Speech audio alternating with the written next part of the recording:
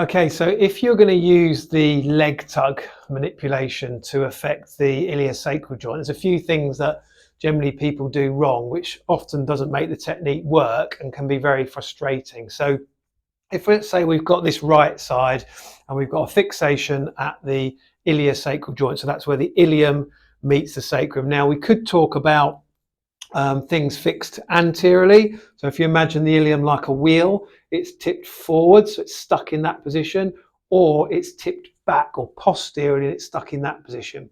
So we're going to use the leg as a lever. It's a long lever, so you need to be able to control it. And we're going to put a tug or an impulse through that in order to adjust it or correct it, or whatever terminology you like to use. So if we pick up the leg, so the first thing is we need to make sure that we are holding it above the ankle. So a lot of people, they hold it at the heel.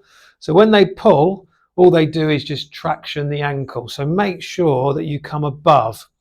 Okay, so we're going to come above really gently, and then we can lock in like that. Okay. The other thing we need to do is to get into a nice split stance. So what we don't want to do is get into a water skiing stance as if we're hanging off it, because you've got no control there. All right, so get yourself 1 foot forward and then 1 foot back. Now if you want to just bring your thigh up against the table, you've got something else to push against as well. Okay, now from there we're going to play with the angle of the leg. So if we had, let's say, an anterior rotated ilium on this side, what we can do is bring the leg up using the tension in the hamstrings to begin to take it posteriorly. Now, if you're not very tall, then you can lower the table all the way down, or you can actually stand on a stool if you want to, but you can begin to bring that up. Okay. And the next thing we want to do is we want to lock out the hip. So we will put a bit of a force when we pull through the hip and the knee and probably the whole body, but we can use the ligaments around the hip, the Y ligament, and we can introduce elements of rotation to begin to focus that down. We can also introduce elements of ab and adduction until you feel that really focusing into that joint, into that sort of region. Now the other thing that people do is they have their elbows out like this and they pull from their arms. But what we want to do to be strong is we want to keep our elbows nice and tight, close to our body. The next thing we want to do is we want to take up the slack. Okay, by what I mean by that is we need to take all that laxity out the tissue, okay, and reach a natural barrier.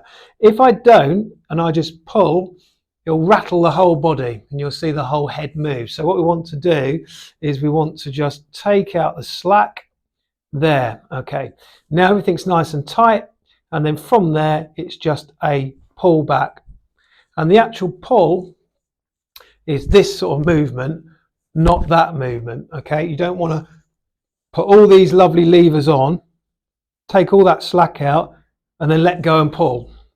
Okay, what we want to do is we need to keep it all nice and tight, and then it's just a pull like that. Okay, and you can focus that into that iliosacral joint.